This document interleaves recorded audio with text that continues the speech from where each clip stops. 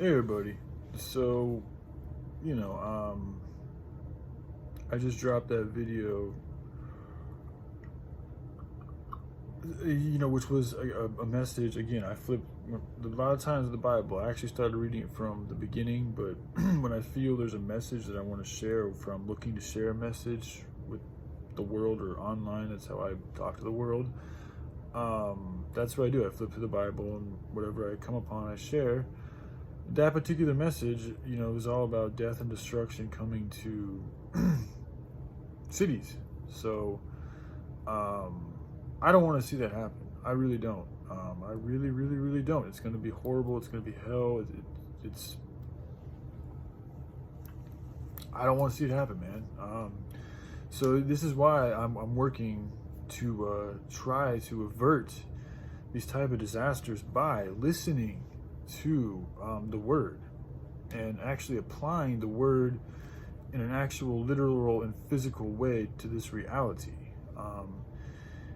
And I think this is why spiritually I was led to say these things, that message, is because so many people and so many, so-called Christians apparently, the Father's upset. And I think perhaps one of the reasons why he's so upset, I watched Passion of the Christ yesterday, and a really good movie. Like, it's so realistic. It's painful to watch. But when I was looking at, Jesus, or Jim Caviezel, the actor who played Yahushua's face, and I was really thinking, I was like, what would he do if he was right here in the body right now, in this time and moment? What would he be doing? What would he think is the most important thing for us to do? Really? And then I started thinking about the kids again. And it's like, yeah, I think he would be most highly concerned with feeding starving children and dealing with the issues of those places.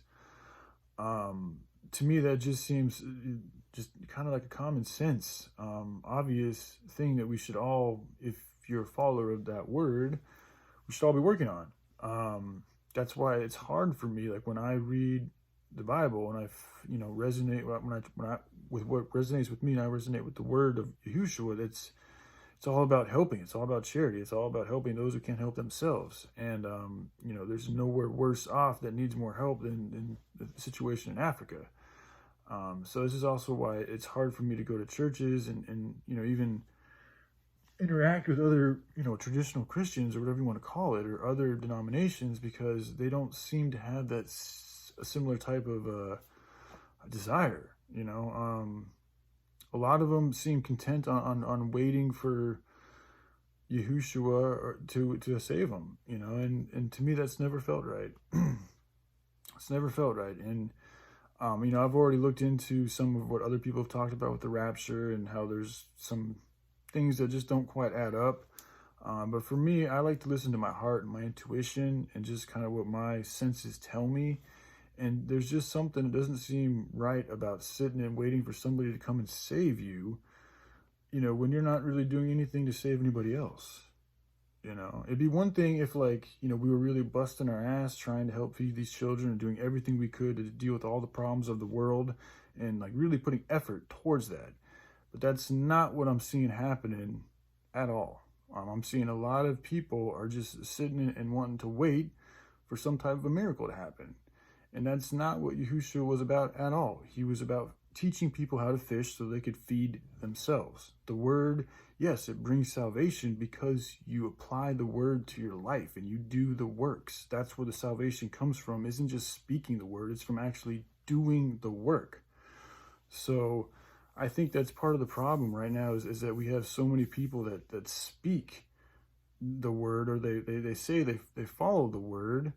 And I mean, in their heart, they probably really do believe in it, but and we need to start asking ourselves, what are we actually doing to really be true to the word, which is all about love, and love is all about action. So what actions are you doing that are corresponding with the word of Yahushua? That's just a question I think we could all start asking ourselves to help this whole thing get along. And if there is a possibility of averting any type of a disaster, it would be doing things like that. You know, even if you don't think about God or anything like that, just think about things from an energetic, karmatic standpoint. Like the more we do to help out this earth, the more the earth is going to want to help us out.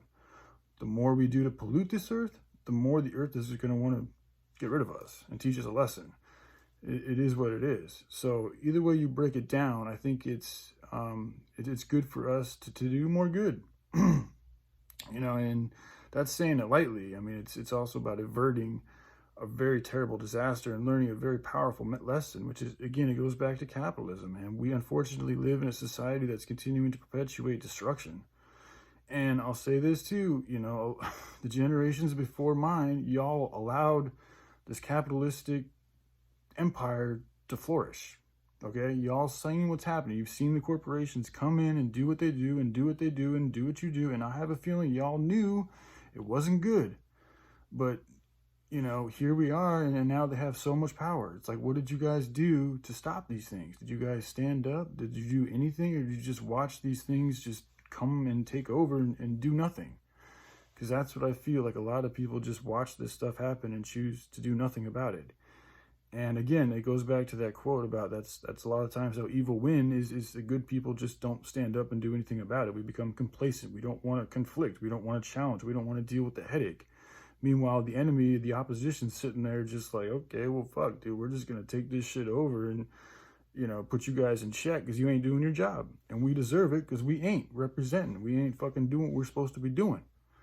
So, you know, I'm hoping that the message I shared with the world today and whoever sees it is more of a warning than an actual foreshadowing. But I don't know, man. Stuff is really bad, you know, and it's like, it's so bad too. Like all it takes is a little bit of looking into it and you see how bad it is. But like people aren't even wanting to look into it. When I look on the internet and I look online, nobody's really talking about anything that's really, I mean, some people are, but most of the attention is not about helping this situation at all. Most people are still focused on themselves, on selfish desires, on making themselves famous, on getting laughs, on getting their dick sucked, on all of these carnal, selfish, egotistical, lower vibrational things, which is exactly what the devil, the opposition, the lower ones, want us doing, is paying attention to that. And that's what most people are doing. So from that standpoint, if you're God, you got to look at the human species and what's going on this planet and ask yourself, how much longer can I allow this to happen? You know, the word's been here for 2,000 years, and not just the word. There's been tons of teachers that have expressed the message of what humanity needs to do to eliminate suffering, and yet we still continue to perpetuate it and at a higher rate than ever. So it's like, what is going to happen? Either we got to make a change or something else is going to come in here and change shit for us. So I'm encouraging you guys to at least just speak this information. Pick a problem, pick an idea, and just try to figure it out. Use your imagination. Don't let money get in the way. Like, there's plenty of money out there. If you can get an idea that's good enough, share it with people that might want to listen to it, and then present it to the government or present it to investors. They're out there. A lot of them are just waiting for a good idea to come their way because investors know if they invest in something that's good for the world, that's good karma that comes back on them. So they're still making a different type of currency, which is actually energy, which is the highest currency. So, you know, they want to do it, is my point. But you got to come up with the idea yourself. They have the money. You got to come up with the idea. And then things can work out. But people aren't even thinking about ideas anymore. That's the sad part that I'm seeing. So I encourage you guys to use your heads, use your imagination, use your hearts, pick a problem and just try to figure it out. Because I don't want to see this type of destruction, man. I don't want to be seeing people eating each other's flesh and bodies all over the floor and cities crumbling down. I really don't want to see that. I'm doing everything. I'm doing a lot. I mean, I could always do more, right? But I feel like I'm doing a lot to try to avert this and present an alternative for humanity. But I can only do so much. I'm one man. So, you know, it's us coming together. That's what's really going to save the day, if that's what's going to happen. But it's up to all of us. You know, we all got to make some decisions and make some sacrifices and learn how to get over some petty differences and work together, because this is a whole humanity thing. It's not just a Christian thing. I mean,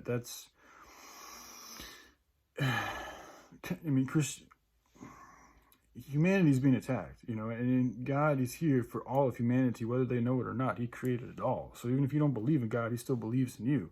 So at the end of the day, I believe it's up to us who believe in the word of the Most Highs and higher vibration and all these things to just set the standard and be an example for the rest of the world and help, bring people together. Jesus was not about condemning and persecuting and judging, like all that type of stuff. He was more about loving the sinners. Love your enemy. That was his thing, to love your enemy. So it doesn't matter if they don't believe in Christ. You can still help them. You can still love them. You can still help bring each other together. We can still work on ways to solve problems, even if they're not Christians. It doesn't have to be some secular group. I don't like that. I actually want everybody to be whatever they want to be, just for us to follow simple guidelines, simple commandments that God gave us that I think most human beings will agree are just good for the overall well-being of the area and for the individuals and the collective. So it's really simple stuff. I mean, the devil works in confusion and complexities. God is simple. So we need to get back to simple things. There's simple problems here, and there's simple solutions and simple remedies for all these problems. But the complicated part lies in the human heart, because humanity's hearts are all tied up in all this other nonsense. So until we untie ourselves from that nonsense, we're not going to be able to simplify ourselves. And one of the ways we untie ourselves is by first unleashing the issues that we have, and then trying to redirect our attention to the issues that we can solve, and then helping ourselves along the way. And one of the ways that we help ourselves is by helping others. Charity does bring about therapy. Trust me, when you go outside and you spend a couple hours picking up garbage, you're going to come home, and I bet you're going to feel better about yourself. Just, you might not feel better starting out, but give yourself a half an hour, a couple hours out there, you'll start feeling better, man. And you'd be surprised the type of people you encounter too. So, yeah, I just encourage you guys to just keep on fighting the good fight. All right? I love y'all. Y'all take care. Bye.